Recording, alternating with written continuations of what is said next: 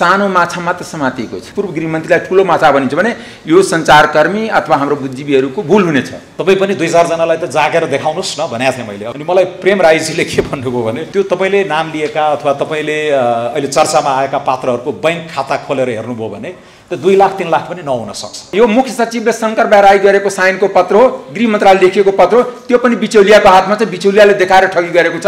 हेर्नुहोस् हामी तपाईँको प्रक्रिया अगाडि बढाइरहेछौँ। के आएर ल प्रमाणित गर मलाई जेल छोड ठोक्न त भन्न सक्ने अवस्थामा यस्ता महाभ्रष्टहरू हुन सक्ने यो किन हाम्रो यो लिगल सिस्टमले क्याचअप गर्न सकेन? 1000 व्यक्तिको पैसा दुबईमा क्यापिटल फ्लाइटको थ्रु गएछ। सैकड़ौं मान्छेको घर छ, उसँग गोल्डन भिसा छ, यहाँ ठुला घराना छ, त्यसमा पोलिटिशियन, हाइली ब्युरोक्रेट्स, बिजनेसम्यानको पैसा छ। सार्वजनिक खरिद नियमावली चैतमा संशोधन गरेको छ, 12औं संशोधन, असारमा आएर 13औं संशोधन गरेको छ। बकाइदा लिगल्ली एकदमै मेटिक्युलस तरिकाले करप्सन गर्ने ताकि कोही नफस्ने। अहिलेको गणतन्त्रको पम्फा देवीले एकजना उभ्याएर मेरो विरुद्धमा एप्लिकेसन दिलाउनु, म भोलि आफै अख्तियार प्रमुखको निवेदन दिएर कि मेरो सम्पत्तिको छानबिन होस् र त्यसलाई पब्लिक गरियोस्। अहिलेको जमानामा 4 जना प्रधानमन्त्रीहरू हेलिकप्टरमा उत्रेर आएर चक्लेट बाँडा जस्तो मन्त्री बाँड्दैको what planet do they live on भन्ने कुरा चाहिँ जनताले देखाइदिए क्या। बोल्न छोड्यो भने जो समाते छ त्यसलाई गोलमटोल गरेर 2-4 जना कर्मचारीलाई फसाएर यो केस उन्मुक्ति हुन खोज्दैछ। त्यो मैले एकदम नजिकबाट बुझिरहेको छु। यहाँको करप्सनमा म पिएचडी गर्न चाहन्छु। जुन दिन करप्सनको सबै फाइल 100 फाइल्समा लाउँछु त्यस दिन मेरो पिएचडीको डिग्री सफिसियन्ट छ। मिनट दिएको थियो सभापतिज्यूले 5 मिनट लिएर मलाई 10 मिनट दिनुभयो। त्यो 10 मिनटमा पनि चाहिँ कुराहरू सक्नुपर्ने। अनि फेरि नेपाल हो हैन, सभामुखको घडी र मेरो घडी त फरक होला हैन। त्यो भए हुनाले 9:45 सेकेन्ड राखेर मैले आफ्नो टाइमर यसरी चाहिँ लाने गरेको थिएँ। अस्ति केही साथीहरूले त्यसमा टिप्पणी पनि गर्नुभयो होइन, ग्याजेट नै लगेर रोस्टमबाट बोलेछ यो वाग्लेले चाहिँ भनेर कमेन्ट गर्नुभएछ होइन। सो अहिले पनि 9:40 मैले राखेको छु। यतिमा 3टा विषय म उठान गर्न चाहेँ। एउटा यो काण्डका आयाम र गाम्भीर्यबारे अलिकति अब हाम्रा अग्रजहरूले राखिसक्नु भएको छ। अर्को यो भ्रष्टाचारकै बदलिँदो स्वरूपबारे हामीले अहिले यो एनेक्डोटल नै सही जुन कुराहरू सुनिराखेका छौँ त्यसलाई अब यसको सैद्धान्तिकीकरण गर्ने, यसको चाहिँ कानुनी उपचार, संस्थागत उपचारहरूबारे हामी पछि छलफल गरौँला। तर जे सुनिँदैछ समाजमा अहिले ती बारे पनि म केही कुराहरू राख्छु र अन्तमा यो लङ टर्म हाम्रो शासकीय सुधार, इन्स्टिट्युसनल रिफर्म, संस्थागत सुधारहरूकै कुराहरूबारे पनि म केही राखौँला। र यो राजनीति सङ्ल्याउने भन्ने मेरो एउटा चुनावको नारा पनि थियो, अर्थतन्त्र उकास्ने, राजनीति सङ्ल्याउने। त्यसमा चाहिँ मेरो आफ्नै केही 2-3 मिनट म व्यक्तिगत अनुभव पनि तनहु एकबाट धेरै साथीहरूको चासो भएको हुनाले त्यसमा पनि म केही राखौँला। अब काण्डका आयाम र गाम्भीर्यबारे त सूर्यनाथजीले, निलाम्बरजीले धेरै कुराहरू राखिसक्नुभयो। यो एकैचोटि यो साइमल्टेनियस ओभरल्यापिङ अफ क्राइम्स हैन, साइमल्टेनियस ओभरल्यापिङ अफ क्राइम्स यो महत्त्वपूर्ण छ।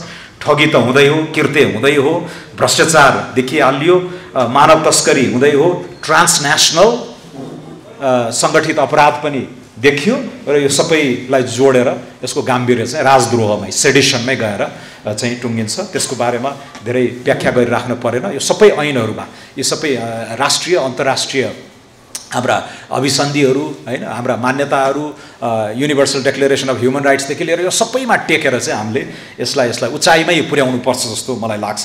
यसमा सम्बन्धित विज्ञहरूले धेरै कुराहरू राखिसक्नु भएको छ र यसको इम्प्लिकेसन चाहिँ अब नेपाल एउटा कुवाको भ्यागुता जस्तो होइन, आइसोलेटेड रहेन। हाम्रो यत्रो 50, 60, 70 लाख चाहिँ नेपालीहरू टेम्पोरेरीली वा पर्मानेन्टली नै माइग्रेट गरिसक्नु भएको छ। नेपालबाट उब्जेको होइन, सिर्जित भएको यो काण्डको र अमेरिका पठाउने, अस्ट्रेलिया पठाउने, क्यानाडा पठाउने, बेलायत पठाउने भनेपछि त्यहाँ रहेका हाम्रा नेपालीहरूको जुन उल्लेख्य उपस्थिति छ हैन, अमेरिकाको हकमा त अब 500,000, 1 मिलियनकै सङ्ख्यामा होला। अस्ट्रेलियामा पनि अहिले पछिल्लो चाहिँ समय एकदमै बढिराखेको छ, युरोपमा त्यही छ। भनेपछि त्यहाँ बसेका नेपाली मूलका चाहिँ नागरिकहरू वा नेपाली नागरिकता अहिले नै राखिरहेका त्यहाँ टेम्पोरेरीली बसेका साथीहरूको लागि पनि यो असाध्यै यो डिग्निटीका कुराहरू, सम्मानका कुराहरू भइहाल्यो। अब राष्ट्रकै क्रेडिबिलिटीको विषय पनि यसमा आछ। त्यसैले यसलाई सामसुम हुन दिन भएन। मैले अस्ति एउटा ट्विट पनि गरेँ, कान्तिपुरको एउटा हेडलाइन थियो, 3 नेता बस्दै सामसुम पार्दै भन्ने खालको आशयको आर्टिकल थियो। आज पनि देखिराखेका थियौँ, अहिले हामी आउँदै पनि मिटिङहरू चलिराखेका छन्। यसलाई सामसुम हुन दिन भएन भनेर चाहिँ मैले ट्विट गरेका थिएँ कि यो पुलिसको इन्भेस्टिगेसन विदाउट ड्युरेस अगाडि बढ्नु पर्यो र द वर्ल्ड सुड वाच भनेर राष्ट्रसङ्घकै महासचिवलाई पनि मेन्सन गरिदिएर ट्विटरको सुविधा पनि हो, ट्याग गरिदिएको, अन्तर्राष्ट्रियकरण गर्यो यसले भनेर पनि प्रहार गर्यो। अन्तर्राष्ट्रिय क्राइम नै हो, अन्तर्राष्ट्रियकरण भइसकेको विषयलाई हामीले खालि अलिकति अलर्ट बनाइदिनको लागि यी कुराहरू राख्यौँ। यसमा मैले यति मात्रै भने, यो क्रेडिबिलिटी, राष्ट्रकै क्रेडिबिलिटीको विषय भएको छ र हाम्रो यो डायस्पोरासँग पनि जोडिएको विषय इत्यादि भयो र मल्टिपल यो ओभरल्यापिङ क्राइम्सको विषय भएको हुनाले यसलाई सामसुम हुन दिन भएन। नम्बर 2, यो करप्सनकै स्वरूप। अहिले कुनै एकदमै करप्ट व्यक्ति भनेर समाजमा चिनिएको पात्रले पनि आएर हाक्काहाकीलाई प्रमाणित गर्न त मलाई जेल हाल भनेर चुनौती दिन सक्ने अवस्था कसरी आयो, हैन? पुरानो करप्सनको विधि थियो, गएर नगद ट्रान्सफर गरिन्थ्यो होला, तक्यामुनि राखिन्थ्यो होला, चाहिँ अथवा खाडाले गाडेर राखिन्थ्यो होला, सूचना, उपयुक्त सूचना सुराकेको भरमा गएर उत्खनन गरेर प्रमाणित गर्न सकिन्थ्यो होला। बिस्तारै अब हाम्रो इकोनोमी सोफिस्टिकेटेड हुँदै गएपछि अब अहिले सेयरका कुराहरू आउन थाले।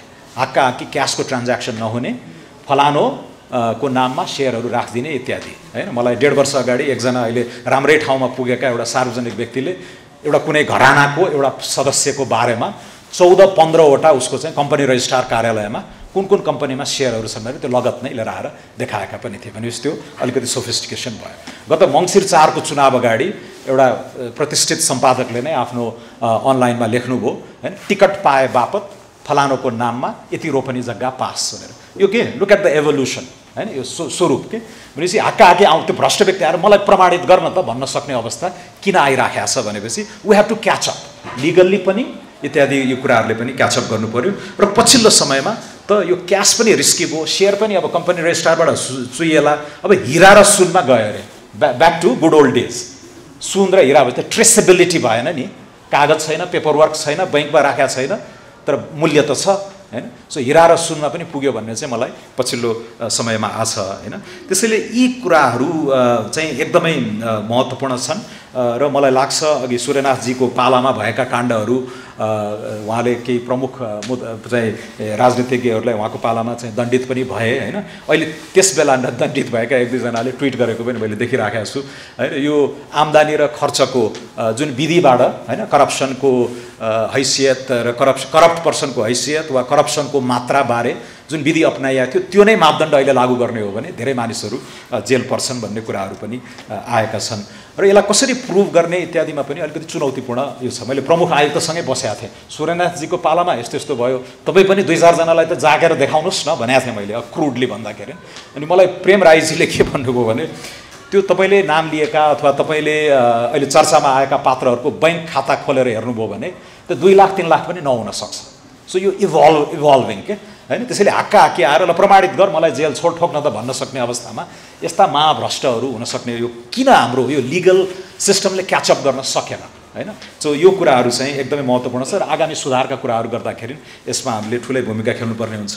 एउटा स्टिङ अपरेसन थियो, एउटा अकाट्य विधि, अख्तियारकै पैसा लिएर आएर, हैन? अनि त्यो ट्रान्ज्याक्सनको बेलामा रङ्गे हात पक्राउ भनिन्थ्यो, त्यसलाई पनि कोर्टले इलिगल गरेछ भने यो संस्थागत कब्जाको विषय कति गहिरिएर आइसकेछ। यी भ्रष्टहरूले कोर्टलाई नै इन्फ्लुएन्स गरेर त्यो विधि चाहिँ अमान्य भनेर भनिदिएको छ। अनि मैले के गर्ने त अब भन्दाखेरि यदि शङ्का लाग्यो कसैलाई अख्तियारसँग अनुमति ल्याएर आफ्नै 10-20 लाख कतै रेड गरेर लिएर आएर, हैन, अख्तियारको स्वीकृतिमा अनि स्टिङ अपरेसन कसले गर्छ? त्यो लफडा, त्यो हैरानीतिर, त्यो झन्झटतिर कसैले पनि गर्दैन। भनेपछि यो हामीले क्लिनअप, यो चोख्याउने कामतिर होल रेजिम नै करप्सन फ्रेन्डली बनाइरहेका छौँ कि भन्ने प्रश्न एकदमै टड्कारो रूपमा आइराखेको छ। तेस्रो चाहिँ संस्थागत रिफर्मकै कुरा हो। अहिलेको अख्तियारले हामीले सोचेको जस्तो, हैन, करप्सन कन्ट्रोल गर्न सक्छ?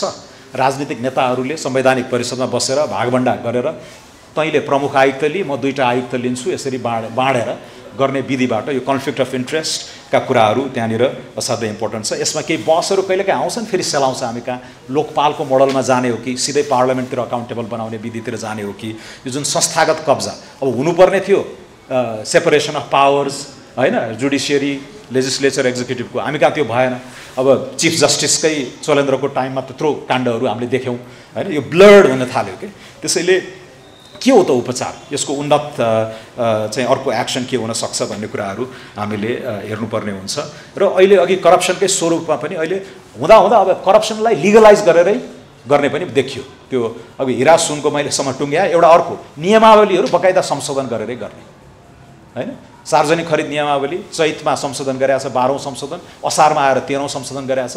बकाइदा लिगल्ली एकदमै मेटिक्युलस तरिकाले करप्सन गर्ने ताकि कोही नफस्ने, त्यो खालको चाहिँ देखिराखेको छ। अहिले सेभनको बारेमा धेरै प्रश्नहरू उठिराखेका छन्। यो ग्रान्ड चाहिँ यो सेटिङका कुराहरू हैन धेरै अगाडिदेखि आइराखेका छन्। त्यसैले यो ऐन दफा दफा हैन हरेकमा चाहिँ हामीले त्यो डुबेर यो इन्भेस्टिगेटिभ जर्नलिजमको महत्त्व यहाँ पनि चाहिँ अहिले देखिराखेको छ। 1.5 मिनट बाँकी छ। म अलिकति अब यो सबै कुराहरू हैन यो काण्डका आयामहरूबारे, करप्सनकै स्वरूपहरूबारे we need to catch up र इन्स्टिट्युसनल रिफर्म्समा नयाँ सिराबाटै बहस सुरु पर्ने भएको छ। किनकि भ्रष्टहरू are on average much more smarter and intelligent than the rest of us. त्यसैले क्याचअप गरौँ र हामी पनि यसमा चाहिँ अगाडि जाउँ। अब तनहुँ 1 मा मैले राजनीति संल्याउने मुद्दा बोकेर गएँ र पहिला जस्तो व्यक्तिगत मेरो छोरालाई जागिर लगाइदेऊ या मेरो आँगनै छोएर बाटो पिच गरिदेऊ भन्ने अलि थोर बहुत आए त्यस्ता मागहरू पनि, तर देशै सपार्नुस् है भन्ने खालको माग थियो। सो इन द्याट रिगार्ड हाम्रो डेमोक्रेसी पनि अलिकति मच्योर भइराखेको र मान्छेको एक्सपेक्टेसन पनि देशै सही ट्र्याकमा आएपछि अरू कुरा त तफसिलमा छुन् भन्ने खालको त्यो एक्सपेक्टेसन देख्दा मलाई खुसी पनि लाग्यो। र 3टा कुरा यो पहिला भनिन्थ्यो, स्पेसली पहाडी जिल्लाहरूमा मधेसमा एउटा खालको भाष्य छ कसरी चुनाव जित्ने भन्ने, सायद अमरेशजीले अलिकति भन्नु होला। पहाडमा चाहिँ मलाई जहिले पनि वार्न गरिएको थियो, इटा बिटा ठिटा हैन, इटा पनि चाहिन्छ, बिटा पनि चाहिन्छ, ठिटा पनि चाहिन्छ, यो बिना तपाईँ चुनाव लड्ने आँटै नगर्नुहोस् भन्थे। हामीले त्यो मोडेललाई परास्त गऱ्यौँ यसपालि हैन, न इटा न बिटा न ठिटा, एकदम सोचस्फूर्त किसिमले। So that's good news for अब 84 सालको आम चुनाव र हाउ वी गो फर। अर्को यो पोजिटिभ एजेन्डा र नेगेटिभ एजेन्डा, मैले मेरो विपक्षीहरूको नामै लिएन, उच्चारणै गरिनँ हैन। अर्कोपट्टि प्योरली नेगेटिभ, मेरो 10 वर्षको छोराको पनि नागरिकता खै भन्नेसम्मका प्रश्नहरू आए हैन। अनि सारा खोजेछन् यिनीहरूले, यति सृजनशील यति कल्पना चाहिँ गरेर वर्स्ट आरोपहरू पनि त्यो त्यति। अब मैले उत्तर दिउँला भन्दै थिएँ, साथीहरूले यो नचला भने त्यतिकै सामसुम भयो, तर त्यो उत्तर दिन पाएको भए झन् मेरो अझै भोट बढ्थ्यो हैन। तर ती कुराहरू, त्यो पोजिटिभ र नेगेटिभका कुराहरू र जुन हत्खण्डाहरू हैन, अहिलेको जमानामा 4 जना प्रधानमन्त्रीहरू हेलिकप्टरमा उत्रेर आएर चक्लेट बाँडा जस्तो मन्त्री बाँड्दैको what planet do they live on भन्ने कुरा चाहिँ जनताले देखाइदिए क्या। जहाँ उत्रिएको थिएँ त्यहाँ 1700 भोट खसेकोमा कति मेरो 1100 भोट आएको होइन, जहाँ साडी बाँडे त्यहाँ मेरो भोट बढेको छ होइन। भनेपछि यो एउटा रियाक्सन के, यो चाहिँ यो इट्स भेरी एक्साइटिङ। यो चाहिँ मलाई लाग्छ यसले धेरै लेसनहरू दिएको छ, धेरै एकैचोटि यो सन्देशहरू धेरै कुराहरूको दिएको छ। र अर्को डायस्पोरा र सूचना प्रविधिको पनि महत्त्व यसपालि तनहुँमा देखियो र यो पनि good news for improving Nepal's democratic health. Diaspora जति सशक्त बनाऊ, अब ऐन नै लिएर आएर त्यो भोटिङ राइट नै दिनेतिर हामी गयौँ भने यो एकै झट्कामा क्लिनअप हुने पनि मैले देखिराखेको छु। आइसिटीका कुराहरू र अल्टरनेटिभ मिडियाको यसको चाहिँ यो डबल एज स्वर्ड जस्तो छ होइन। अब पहिला अहिलेको म 12 दिनको क्याम्पेनिङमा लगभग युनिभर्सली रेकग्नाइज्ड भएँ तनहुँ जस्तो असाध्यै विकट टेरेन भएको ठाउँमा। त्यही प्रकृतिको राजनीति 48 सालदेखि मैले सबै हेरिराखेको छु। 48 सालमा सायद यो खालको जनसम्पर्क, फेसियल रेकग्निसन, नेम रेकग्निसनको लागि सायद 15 वर्षको राजनीतिक लगानी चाहिन्थ्यो होला क्या हैन। मैले 12 दिनमा त्यो गरेँ, कारण आइटी हैन, आइटी र यो अल्टरनेटिभ मिडियाको रिच। त्यसैले यसले अब यसका नेगेटिभ डिसइन्फर्मेसन, मिसइन्फर्मेसनका कुराहरू पनि छन्, त्यसलाई कसरी टेम गर्ने कुराहरू त छँदैछन्। तर यो सोझै राजनीतिज्ञ भोटरसँगै जोडिने र यो राजनीतिक कार्यकर्ताहरूको एउटा भद्दा पङ्क्ति जो बिचौलियाको रूपमा काम गर्न बाध्य बनाइएको छ, त्यसलाई हामीले वाइप आउटै गर्न सक्ने सामर्थ्य पनि राख्यौँ। सो एकदमै ट्रान्सफर्मेटिभ कुराहरू पनि यहाँ भएका छन् र मलाई लाग्छ यो लेनिनले भनेका रहेछन् होइन, there are decades when nothing happens and then there are weeks when decades happen भनेर रहेछ रुसी क्रान्तिमा। मलाई लाग्छ यो चैत 15 मा मैले नेपाली कङ्ग्रेसबाट नैतिक विद्रोह गरेर निस्केँ। यो अक्षम गिरोह र ग्रान्ड लार्सेनीको मुद्दा चाहिँ उठाएर मैले विद्रोह गरेँ। चैत 17 गते मैले राष्ट्रिय स्वतन्त्र पार्टी, अब म कम्युनिस्ट चाहिँ बन्न नसक्ने भावनाले एउटा वैकल्पिक लोकतान्त्रिक दल नै खोजीमा म राष्ट्रिय स्वतन्त्र पार्टीमा गएँ। चैत 19 गते म तनहुँ टेकेँ। चैत 20 गते मैले आफ्नो दाखिला गरेँ। 2 दिन निर्वाचन आयोगले समय लियो यो दाबी विरोध इत्यादि बारे। चैत 24 गते म मैदानमा उत्रेँ। वैशाख 7 सम्म मैले क्याम्पेन गरेँ, घर दैलो 42वटै वडा म पुगेँ, सकेसम्म बस्तीहरू त्यहाँका तनहुँका आदरणीय बुवा आमा दाजुभाइ दिदीबहिनी सबैका पुगेसम्म आफ्नो सन्देश लिएर पोजिटिभ क्याम्पेन लिएर चाहिँ म पुगेँ। वैशाख 7 देखि मौन अवधि सुरु भयो। धेरै चलखेल त्यही पिरियडमा गरेँ तर काम लागेन। वैशाख 10 गते मतदान भयो। वैशाख 12 गते नतिजा आयो, वैशाख 15 गते आएर मैले सांसदको शपथ ग्रहण गरेँ हैन। चैत 15 देखि वैशाख 15 को बिचमा यो एउटा जुन एउटा अनुभव हासिल गरियो नि, यो मेरो विचारमा करप्सन, गुड गभर्नेन्स, इकोनोमिक चाहिँ रिफर्म्सहरूको यो सबैको लागि एउटा टर्निङ पोइन्ट होस् भन्ने मेरो चाहना पनि छ। अब बाँकी क्वेसनहरू पछि आउलान्, अहिलेलाई मैले यति नै। एक मिनट, एउटा प्रश्न मेरो, तपाईँ माइक छोड्नु अगाडि। यो आजको छलफलको केन्द्रबिन्दुमा रहेको र तपाईँबाट आएको शब्द, दुई शब्द, ग्रान्ड लार्सनी। ग्रान्ड लार्सनी परिभाषित गरिदिनुहोस् न बस्नु अगाडि। अब यो डिक्सनरी मिनिङ चाहिँ अब ठगीसँगै सम्बन्धित हो। महाठगी अघि सुशीलजीले पनि भन्नुभयो होइन। तर मैले इङ्गित गर्न खोजेको चाहिँ यो करप्सन कहिलेकाहीँ यो एउटै शब्द महत्त्वपूर्ण आफैमा होला, तर यसलाई दोहोऱ्याउँदा त्यो महत्त्वहीन बन्दो रहेछ। अङ्ग्रेजीमा हामी क्लिसे भन्छौँ नि। So everybody talks about corruption. नेपालीमा पनि भ्रष्टाचार हुनु, त्यो कहिलेकाहीँ एउटा फ्रेसनेस ल्याउन सकियो भने अलिकति राम्रो हुन्छ भनेर मैले योभन्दा अगाडि एउटा 32 मिनटको मेरो करप्सन बारे, ललिता काण्ड, ललिता निवास काण्ड इत्यादि बारे चाहिँ बोलेको एकजना पूर्व सचिव रामकुमार शर्माको भ्रष्टाचार सम्बन्धी किताब। अहिले दुईवटा सचिवले एउटा राम्रो किताब लेख्नु भएको छ भ्रष्टाचार सम्बन्धी। शरदचन्द्र पौडेल, जसलाई गलत किसिमले फसाइएको थियो, उहाँले पछि निवृत्त भएपछि एउटा ठुलो भ्रष्टाचारको एउटा ठुलो किताब लेख्नुभयो। अर्को रामकुमार शर्मा, उहाँले पनि लेख्नु भएको थियो। मैले त्यो दुईटैलाई इङ्गित गरेर त्यो कार्यक्रममा चाहिँ बोलेको। यसलाई चाहिँ मैले अलिकति यो हरेक नियुक्तिमा, हरेक प्रमुख नियुक्तिमा लेनदेन हुने, लगभग सबै महत्त्वपूर्ण नीतिहरू सेटिङबाट चल्ने, अघि मैले भने नि नियमावली नै संशोधन गरेर लिगलाइज गरेर जाने, र त्यो सबैलाई चेक गर्न बसेका सार्वजनिक संस्थाहरू, हाम्रा कन्स्टिट्युसनल बडिजहरू हुन्, अरू चेक्स एन्ड ब्यालेन्सेस गर्नुपर्ने हैन, लोकतन्त्रका सैद्धान्तिक संस्थाहरू हुन्छ नि, यसले बदमासी गर्यो भने त्यो एक्सेसेसहरू रोक्ने र डेमोक्रेसीलाई एउटा मोडरेटेड गभर्नेन्सको रूपमा अगाडि लाने संस्थाहरू चाहिँ कब्जामा। कसरी? अघि अख्तियारको जस्तै, निर्वाचन आयोगको जस्तै भनेपछि हरेक हाई प्रोफाइल नियुक्ति लेनदेन, हरेक नीति सेटिङमा। अब सीसीटीभी काण्डदेखि लिएर धेरै मैले हरेकको त्यसको भयो, र त्यो रोक्नुपर्ने सार्वजनिक संस्थाहरू, पब्लिक इन्स्टिट्युसनहरूको क्षयीकरण कब्जा मार्फत हैन, त्योलाई चाहिँ इङ्गित गर्नलाई यो ग्रान्ड लार्सनी भनेर अलिकति नेपालको हकमा बृहत्तर रूपमा चाहिँ मैले परिभाषित गरेको। धन्यवाद। वास्तवमा यो मानव तस्करी मुद्दा मात्र होइन, यो राष्ट्रको क्रेडिबिलिटीको कुरा हो। हाम्रो राष्ट्रको क्रेडिबिलिटी वर्ल्डमा कसरी जाने, यो ठगी मुद्दा मात्र होइन, करप्सन मुद्दा मात्र होइन, यो एउटा बिचौलिया तन्त्र कसरी हाबी भएछ हाम्रो राष्ट्रमा त्यसको आइना मात्र हो, एउटा एक्जाम्पल मात्र हो। यस्ता सबै, किनकि म यहाँ केही डकुमेन्ट लिएर प्रस्तुत भएको छु, एउटा केस स्टडी पनि छ। मैले बारम्बार सञ्चारकर्मी साथीहरूलाई के भनिरहेको छु कि म 100वटा फाइल अध्ययन गरिरहेको छु। 100वटा फाइलमध्ये एउटा फाइल एउटा यो मानव तस्करीको मुद्दामै एउटा केस स्टडी जाहेरी सहित, र इभन राज्यको बिचौलियाको पहुँच कसरी मन्त्री परिषददेखि लिएर गृह मन्त्रालयदेखि लिएर परराष्ट्र मन्त्रालय सबैको पत्र उसको हातमा छ। त्यो पत्र देखाउँदै ठगी गरेको छ। इभन नकली आइडी कार्ड बनाएर ठगी गरिरहेछ। त्यस कारण मैले एउटा केस स्टडी पनि भन्न चाहन्छु।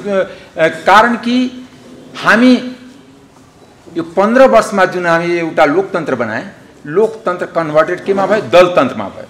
लोकतन्त्र दलतन्त्र फरक कुरा हो। लोकतन्त्र रुल अफ लबाट चल्छ, दलतन्त्र रुल बाई ल चल्छ। दलपतिले जे भन्छ त्यही कानुन हुन्छ। त्यो हाम्रो दलतन्त्रमा कन्भर्ट भएछ। म यहाँ सम्पूर्ण बुद्धिजीवी साथीहरूलाई म के आग्रह गर्न चाहन्छु भने हाम्रो लोकतन्त्र होइन, किन 15 वर्ष म लगातारै सांसद भइरहेको छु। त्यस कारणले म त्यहाँ देखिरहेको छु कसरी दलपतिले कब्जा गरेछ। दलपति कब्जा गर्ने एउटै टुल हो, इफेक्टिभ टुल, करप्सन गर्ने, पैसा एकुमुलेट गर्ने, किनबेच गर्ने, र त्यसबाट कसैलाई त्यससँग कम्पिट गर्न नसक्ने। होल अथोरिटी करप्सनमा इन्भल्भ छ। मैले यो करप्सनको इस्युले, त्यस कारणले हामी युएनको एउटा मेम्बर पनि हो। यो इभन यो करप्सनको कारणले, खास गरी भुटानिज रिफ्युजीको स्क्यामको कारणले जो नेपालीहरू ड्यू प्रोसेसबाट बाहिर गएछ त्यसमाथि पनि क्वेसन र सस्पिसन डाउट भइरहेछ। र पहिला जुन लिगल प्रोसेसबाट भुटानिज शरणार्थी रिफ्युजी गएछ त्यसमाथि पनि क्वेसन उठिरहेछ, किनकि अमेरिकामै एफबिआईहरूले इन्भेस्टिगेसन स्टार्ट गरेछ जो सुनिन्छ। त्योभन्दा पनि मैले के भन्न खोजेको भने यसमा सानो माछा मात्र समातिएको छ। यदि पूर्व गृहमन्त्रीलाई ठुलो माछा भनिन्छ भने यो सञ्चारकर्मी अथवा हाम्रो बुद्धिजीवीहरूको भुल हुनेछ। म तपाईँलाई यसमा कारण बताउन चाहन्छु। योभन्दा पहिला अहिलेको जुन आइजी हुनुहुन्छ उहाँ एसएसपी हुनुहुन्थ्यो। एउटा जाहेरी छ, जाहेरी दिएको मान्छेको नाउँ छ रामकुमार रेग्मी, दाङको मान्छे हुन्। उसले सन्देश शर्मामाथि जारी दिएको थियो कहिले 2079 साल अनि 18 गते ज्येष्ठमा दिएको थियो। त्यो दिएको बेला 2 जना मान्छे समातेको थियो, तर गृहमन्त्रीको ठाडो आदेशले त्यसलाई छोडियो। त्यो बेला अहिले समातेको गृहमन्त्री थियो त्यहाँ। त्यो बेला एसएसपी उहाँ नै हुनुहुन्थ्यो, अहिलेको आइजी।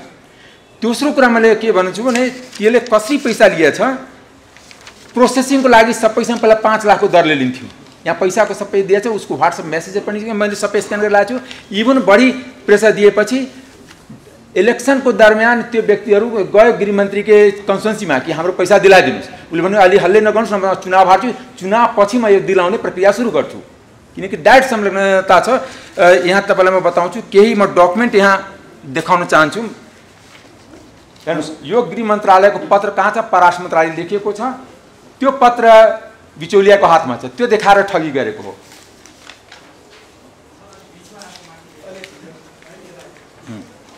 दोस्रो, यो मुख्य सचिवले शङ्कर बेराई गरेको साइनको पत्र हो, गृह मन्त्रालयले लेखिएको पत्र हो, त्यो पनि बिचौलियाको हातमा छ। बिचौलियाले देखाएर ठगी गरेको छ। हेर्नुहोस्, हामी तपाईँको प्रक्रिया अगाडि बढाइरहेछौँ।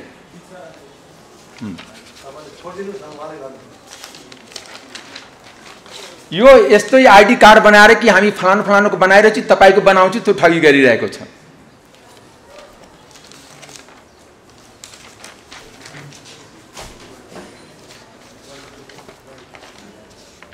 यो ग्लोबल आइएमईको चेक हो 90 लाखको। उसले 4 करोड दिँदाखेरि प्रेसर दिएपछि 90 लाख फिर्ता गर्यो, तर त्यो चेक बााउन्स भएछ। त्यो चेक यहीँ छ। अर्को चेक पनि छ 30 लाखको चेकको, यहाँ पनि यो पनि बााउन्स भएछ। यसमा अरबौँ पैसा उठ्या छ। र यहाँ मैले एउटा केस स्टडीको लागि ल्याएको छु कि कसले कति पैसा दिएछ। रामकुमार रेग्मीको ग्रुपले 1,02,50,000 रुपियाँ दिएको थियो। विराज पाण्डेले 20,000 दिएको थियो। डम्बर खत्रीले 15,50,000 दिएको थियो। यज्ञ ओलीले 20 लाख दिएको थियो। समीर लामछानेले 15 लाख दिएको थियो। गौतम गिरीले 20 लाख दिएको थियो। सुजल केसीले 25 लाख दिएको थियो। चन्द्र बहादुर खड्का 20 लाख दिएको थियो। यस्तै मैले यहाँ लिस्टेड छ। यो मेरो डकुमेन्ट होइन, यो प्रहरीमा अपराध अनुसन्धानमा दिएको जाहेरीको कपी म यहाँ लिएर आएको छु। यो 15 वर्षमा हाम्रो राज्य कसरी अगाडि बढ्यो त्यसको म एउटा खाका तपाईँहरूको सामने बताउँछु। पहिला कुनै पनि रेगुलेटरी बडी हो, चाहे क्यानको डिजी होस्, क्याब भनेको civil aviation authority of Nepal, त्यसको नागरिक उड्डयन प्राधिकरणको डिजी आजकल बिचौलियाले नियुक्ति गर्छ, मन्त्री प्रधानमन्त्रीले नियुक्ति गर्दैन। अहिले कुनै पनि डिजी, सचिव, रेगुलेटरी, चाहे सम्पत्ति शुद्धिकरणको डिजी होस्, चाहे राजस्व अनुसन्धानको डिजी होस्, त्यो तिनीहरू नियुक्तिको लागि कहाँ जान्छ? बिचौलियाकै यहाँ जान्छ। त्यसले पैसा बास्केट फन्ड बनाएको छ, हुन्छ, दिन्छ। त्यो तिनटै यहाँ एउटा मेजर करप्सनको टुल के हो भने अरू कन्ट्रीमा गभर्मेन्ट रुलिङ पार्टीले करप्सन गर्छ, अपोजिसनले हल्ला गर्छ। यहाँ अल पार्टी करप्सन छ, अल पार्टी कन्सेन्सस करप्सन छ। This is the new terminology in Nepal only. र दोस्रो कुरा के छ भने यहाँ करप्सनको विभिन्न रूप छ, जुन केही रूप उहाँले भन्नुभएछ हाम्रो पूर्व वक्ता माननीय डाक्टर स्वर्णिम बाग्लेले। म त्यसमा केही थप दिन चाहन्छु, त्यसमा केही एडिसन गर्न चाहन्छु। उहाँ सेयर मात्रै कुरा भन्नुभएछ। मैले देखेको बुझेको 1000 व्यक्तिको पैसा दुबईमा क्यापिटल फ्लाइटको थ्रु गएछ। सैकड़ों मान्छेको घर छ, उसँग गोल्डन भिसा छ, यहाँ ठुला घराना छ, त्यसमा पोलिटिशियन, हाइली ब्युरोक्रेट्स र बिजनेसम्यानको पैसा छ। 15-20 जना ब्रोकरलाई समातेर कारबाही गर्यो भने नेपालको इनएक्सेस टुट्छ। उसलाई समातेर कि इन्ट्रोगेट गर्यो भने तिमी कुन कुन नेतालाई कति पैसा दिएछ, कुन कुन नियुक्तिमा कति गएछ। त्यस कारणले हरेक नियुक्ति आजको दिनमा उसको टेन्डर छ, त्यसको कस्ट छ, कसले टेन्डर बिड गर्छ। ठुला पैसा म तपाईँलाई बताउँदैछु, चाहे एनटिए को नेपाल टेलिकम अथोरिटीको होस्। र यस्ता भ्रष्टाचारको जुन पेमेन्ट छ नेपालमा हुँदैन, त्यो बाहिर उसको ट्रान्जेक्सन हुन्छ। त्यसकारण नेपालको ब्याङ्किङ सिस्टम त्यसबाट छैन। त्यस कारणले दुई थरीको करप्सन छ। एउटा करप्सन छ इभेन्ट बेसिस, एउटा करप्सन छ पोलिसी बेसिस। पोलिसी करप्सन डरलाग्दो छ।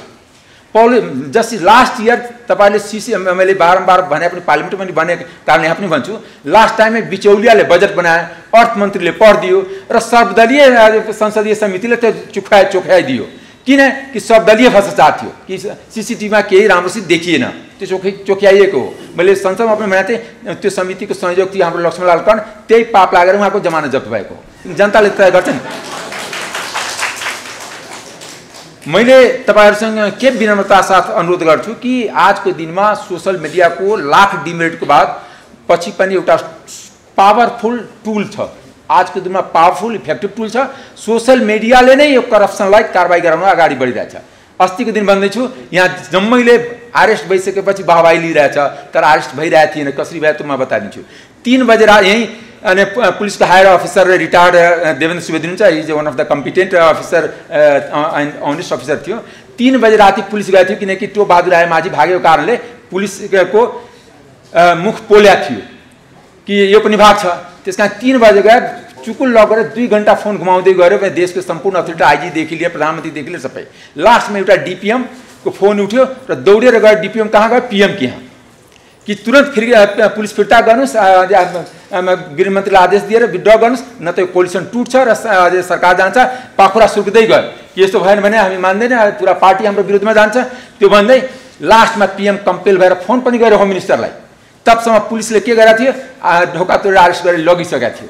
त्यसपछि होम मिनिस्टरको रिप्लाई आयो कि त्यो त टेकु पुगिसकेको थियो। त्यो नपुगेको भए त्यो दिन। त्यस कारणले यो घटनामा यदि हामी सञ्चार माध्यमलाई म विशेष अनुरोध गर्न चाहन्छु, तपाईहरू सजग रहनु। यहाँ नागरिक समाजको सतर्कता र यसलाई वाच गर्ने टेन्डेन्सी रहेन भने यो त्यतिकै थाम्थुम हुन्छ। यो 3 दलको नेता, शीर्ष नेताको मिटिङै त्यसैको लागि हुन्छ।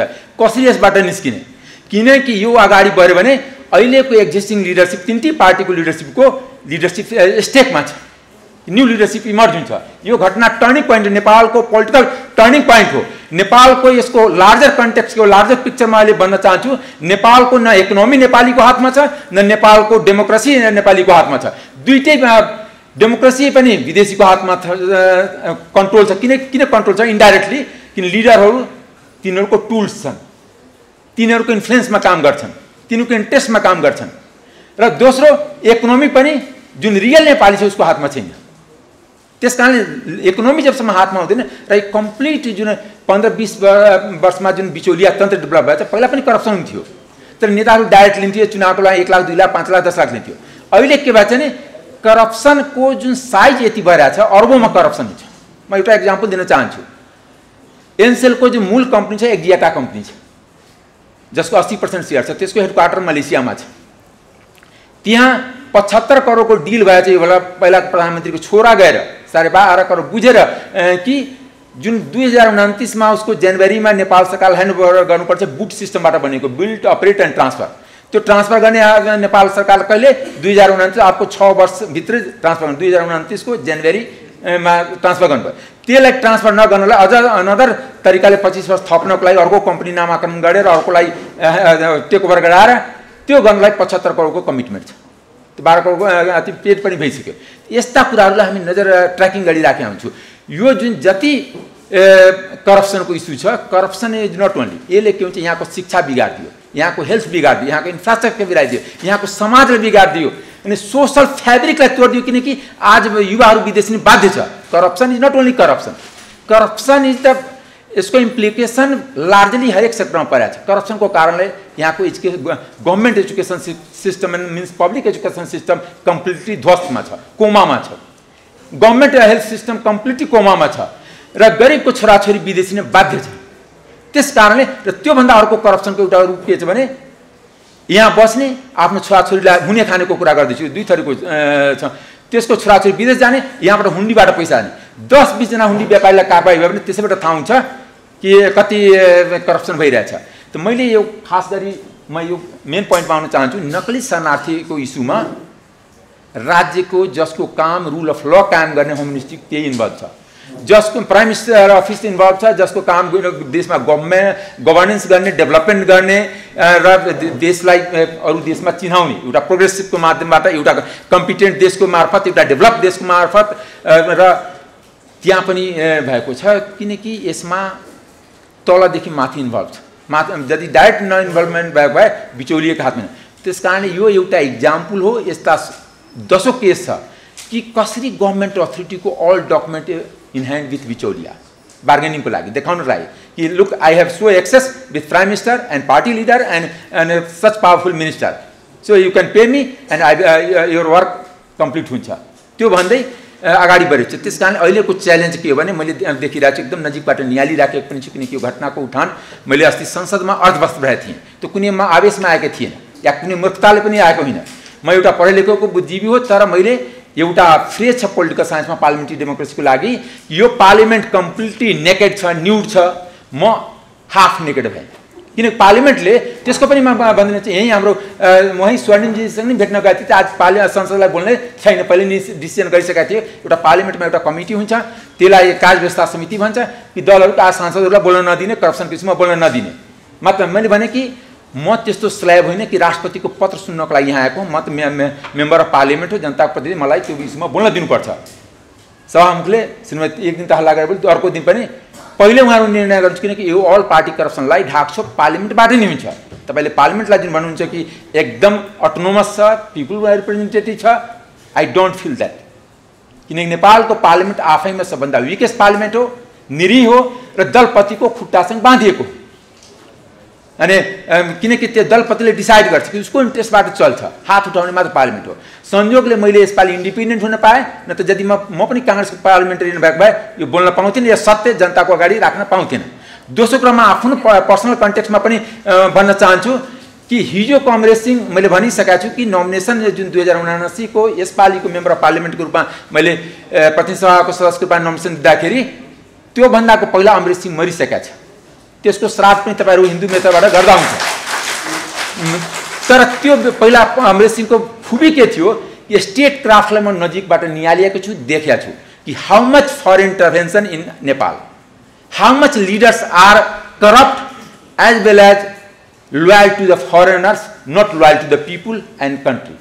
त्यो मैले त्यो बुझाएको छु। त्यसको त्यस कारणले बिस्तारै त्यसलाई म पिपुलमा यसलाई लग्न खोजेकै हो, किनकि बाँकी जीवन देश र जनताप्रति म समर्पित गरेको छु, चाहे एक दिन बाँचौँ, एक मिनट बाँचौँ, चाहे 10 वर्ष बाँचौँ। त्यस कारणले मैले यसको केही पाटो बिस्तारै अध्ययन गर्दै विथ डकुमेन्ट, जस्तै आज म डकुमेन्ट समेत लिएर आएको छु, त्यस्तै म हरेक केसको स्टडी के दुबईमा कतिजना घर छ, कतिजनाले 5 इयर्सको गोल्डन भिसा लिएछ। 5 इयर्सको गोल्डन भिसाको मतलब के हुन्छ भने 5 वर्षमा ऊ हजारौँचोटि लाखौँचोटि जान पाउँछ। त्यसको शर्त के छ भने $25,000 त्यहाँ इन्भेस्टमेन्ट हुनुपर्छ। त्यहाँ त्यो 2019 त्यो एक्सचेन्ज भएको। पहिला केटी फ्ल्याट किन्न पाउँथ्यो दुबईमा, अहिले बिल्ला पनि किन्न पाउँछ, ल्यान्ड सहित किन्न पाउँछ, त्यो पनि त्यो बेला एमेन्डमेन्ट भयो। त्यस कारणले हाम्रो जुन करप्सनको डेस्टिनेसन आजको दिनमा सिङ्गापुर छ, कम्बोडिया छ, इभन समहाउ लाओस छ, दुबई छ, कुछ अफसोर कन्ट्रीहरू छन्, ब्याङ्कक छ। यहाँ ट्रान्जेक्सन हुन्छ। जुन बिचौलियाहरूको अफिस यिनीहरूमा छ, तपाईँले जुन मेजर बिचौलियाहरू जति चिन्छ, म त चिन्छु 10-20 जना बिचौलिया नाम चाहिँ, तर पर्सनली नाम लिन गाह्रो छ, किनकि सत्ताको नजिकबाट मैले निहालेँ। म सत्तामा कहिले पनि गएन, म कहिले पनि लाभको पदमा गएको छैन। मैले बारम्बार जुन मलाई एकजना अहिलेको गणतन्त्रको पम्फा देवीले एकजना उभ्याएर मेरो विरुद्धमा एप्लिकेसन दिलाउनु, म भोलि आफै अख्तियार प्रमुखको निवेदन दिएर कि मेरो सम्पत्तिको छानबिन होस् र त्यसलाई पब्लिक गरियोस्। किनकि म हरेक साल आफ्नो सम्पत्ति त पार्लिमेन्ट सेक्रेटरिएटमा बुझाइराखेको हुन्छु, म लगातार सांसद छु। मेरो पद सार्वजनिक पद हो, तर लाभको पद होइन। सांसद लाभको, म ल मेकर हो, ल मेकरको पद सार्वजनिक पद हुन्छ, पब्लिक पोस्ट हो, नट बेनिफिसियल पोस्ट हो। किन मैले कुनै एचपिटीमा साइन गरेको छैन, कसैलाई ठेक्कापट्टा या लेनदेनमा त हाम्रो त्यो संहिता हुँदैन नि। त्यस कारणले मेरो डिसिजनबाट कुनै पनि नेपाल र नेपालीको हार्म अहिलेसम्म भए पनि छैन। त्यस कारणले लास्टमा मैले के भन्न चाहन्छु भने हाम्रो धेरै इस्यु छन्, तर आजको इस्युको मल्टिपल इम्प्लिकेसन छ। यसलाई यो जुन अगस्त ग्यादरिङ छ, यहाँ आफ्नो अनि फिल्डको सबै पर्टिनेन्ट पिपुल आउनुभएको छ। त्यस कारणले मैले तपाईँहरूसँग के हुन्छ, यो पर्टिनेन्ट इस्युमा तपाईँहरूले यदि सजग भए, खास गरी सञ्चार माध्यमसँग मेरो विशेष आग्रह छ कि तपाईँहरू लेखिरह्यो भने जति समाते त्यसलाई कारबाही हुन्छ, यदि लेख्ने भने बोल्न छोड्यो भने जो समाते छ त्यसलाई गोलमटोल गरेर 2-4 जना कर्मचारीलाई फसाएर यो केस उन्मुक्ति हुन खोज्दैछ। त्यो मैले एकदम नजिकबाट बुझिरहेको छु। मैले त्यस कारणले, किनकि यसको जर धेरै छ, तर यसले हाम्रो राष्ट्रको बेइज्जत गरेको छ, यसले हाम्रो राष्ट्रको क्रेडिबिलिटी कस्तो भएको छ। हरेक साल हाम्रो पासपोर्टको ऱ्याङ्किङ तल झरिरहेछ, त्यो ऱ्याङ्किङ पनि हेर्नुहोस्। पासपोर्टको ऱ्याङ्किङ झर्ने कारणले जुन अनएराइबल भिसा हुन्छ त्यसको नम्बर अफ कन्ट्रीको सङ्ख्या पनि घट्दै जान्छ। अनि त्यस कारणले हाम्रो कन्ट्रीको क्रेडिबिलिटी, हाम्रो पिपुलको फेथ स्टेकमा छ र कन्ट्रीको डेभलपमेन्ट कम्प्लिटली लकजाम छ। यो सबैलाई खोल्नको लागि यो एउटा डिपार्चर हुन सक्छ, यो एउटा टर्निङ पोइन्ट हुन सक्छ। यो टर्निङ पोइन्टमा तपाईहरुको मार्फत सम्पूर्ण नेपालीलाई आह्वान गर्न चाहन्छु कि हामी सबै एकजुट हौं र सदनबाट यसको छनौट, सदनको मार्फत यसमा न्याय हुँदैन। यसको लागि नागरिक समाज सडकमै आउनुपर्छ। जब ठूलो काण्डको भ्रष्टाचारको कारबाहीको लागि सडक नै अन्तिम शक्ति हुन्छ, जनता नै अन्तिम शक्ति हुन्छ, सदन त्यसको लागि इफेक्टिभ टुल हुँदैन। म एउटा पार्लिमेन्टको सदस्यको हिसाबले पनि भन्छु कि त्यो पार्लिमेन्टबाट प्रेसर परेर यो छानबिन अगाडि बढ्छ या कम्प्लिट एन्डसम्म जान्छ, यो मलाई लाग्दैन। This is the very factual things. अनि किनकि 3 पार्टी त बोल्दैन, बोल्ने भए त्यसलाई रोक हुन्छ। अस्ति सुनिल शर्मालाई बोल्यो, चिफ भोलिपल्ट रमेश लेखकले त्यसलाई थ्रेट गरेको, तिमी किन बोल्यो बाहिर गएर? म तपाईँलाई बताउँछु, तपाईँ सुनिल शर्मालाई इन्टरभ्यू लिएर सोध्दा पनि हुन्छ। अनि त्यस कारणले यस्तो जुन हुन्छ, त्यस कारणले जुन मेरो विचारले, तर आज मैले पम्फादेवी भनेको वास्तवमा पञ्चायतको पम्फादेवी भन्दा गणतन्त्रको पम्फादेवी बढी करप्ट छ। मैले त्यो गीत पनि गाएँ, 46 सालको सडक आन्दोलनमा भाग लिएको थिएँ। त्यसमा एउटा कुनै वामपन्थीले गीत गाएको थियो, पम्फादेवी ठकुरीको स्विस ब्याङ्कको पैसा नेपाललाई लगाइदिउँ र सामन्तीको छाला घाममा सुखाइदिउँ, यो नारा लागेको थियो। अब हामी त्यो बेला कलेज पढ्थेँ। अब बहुदलको लागि हामी 46 सालमा आन्दोलन गरेको मान्छे तपाईँको आगे बोल्छु, त्यो बेला पनि चुनावमा गएको थिएँ। जस्तै 63 मा रामेशले लेखेका थिए नि, गाउँ गाउँबाट उठ, बस्ती बस्तीबाट उठ, फेर देशको मुहार। त्यस्तै अहिले गाउँ गाउँ बस्तीबाट उठेर यो भ्रष्टाचारको विरुद्धमा हुने बेला छ। भ्रष्टाचारी जोसुकै हुन्छ त्यसलाई कारबाहीको दायरामा ल्याउनुपर्छ। भ्रष्टाचारी न लिङ्ग हुन्छ, न जात हुन्छ, न धर्म हुन्छ, न उसको कुनै पार्टी हुन्छ। यदि कुनै समुदायको नाममा, लिङ्गको नाममा, जातको नाममा, धर्मको नाममा, पार्टीको नाममा बचाउन खोजिन्छ भने नेपाल र नेपालीको अस्तित्व रहँदैन। यति भन्दा म 2 शब्द अन्त गर्छु। धन्यवाद। जय राष्ट्र। बस्नु अगाडि नि माइकमा रहँदै गर्दाखेरि तपाईँले म जस्ताले भन्दै गरेको थियो कि बल्ल बल्ल ठुलो माछा समातिएछ भनेको भन्दा तपाईँले सुरुमै भन्नुभयो कि सानो माछा मात्र समातिएको छ। त्यसैले अलिक प्रस्ताविनुहोस्, सानो माछा गृहमन्त्री भएको मान्छे समातिएको छ, योभन्दा अगाडि समातियो होला, तर यस्तो जर्जर दिशामा तत्कालै समातिएको छ, त्यो उसलाई सानो माछा नभन्ने होइन। एउटा कुरा के भने, यत्रो ठुलो स्क्यान्डलमा कुनै गृहमन्त्रीको हैसियत हुँदैन या कुनै मन्त्रीको हैसियत हुँदैन करप्सन गर्ने। यो पोलिसीगत करप्सन हो र ठुला स्केलको करप्सन हो। त्यसमा प्राइम मिनिस्टर र क्याबिनेटको डिसिजनहरू मैले तपाईँलाई देखाइरहेको छु। अहिलेकी मुख्य सचिव, त्यो बेला मुख्य सचिवको सिग्नेचर पनि मैले देखाइरहेको छु। त्यो एक अर्कोको कन्फिडेन्समा गरिएको निर्णय। त्यस कारणले यसको पुरै तारतम्य समात्नुपर्छ। जसरी अहिलेकै गृहमन्त्रीको नजिकको मान्छेहरूलाई समात्यो भने त्योभन्दा झन् बाहिर जान्छ। मैले कहाँ लग्न खोजेको भने इन्भेस्टिगेसनको दरमियान, जसरी यहीँ मैले भने कि देवेन्द्र सर हुनुहुन्छ कि जसले पोल्छ, जस्तै कुनै क्रिमिनलले, कुनै मर्डररले पोल्छ कि अमरेश सिंह पनि संलग्नता छ भने अमरेशलाई पनि समातेर इन्ट्रोगेट हुन्छ नि, त्यस्तै त्यहाँ पोलिरहेछ, त्यसलाई बिहान चाहिन्छ। मैले एउटा बिहानको इक्जाम्पल दिन चाहन्छु। यहीँ अख्तियार, पूर्व अख्तियार प्रमुख पनि हुनुहुन्छ।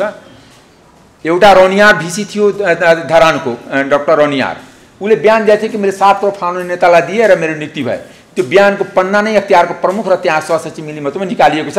त्यो एकजना यही आइपिटनेस हुनुहुन्छ, उहाँलाई थाहा छ, पुरञ्जनजीलाई थाहा छ कि त्यो पन्ना निकालेको नै। यहाँ पनि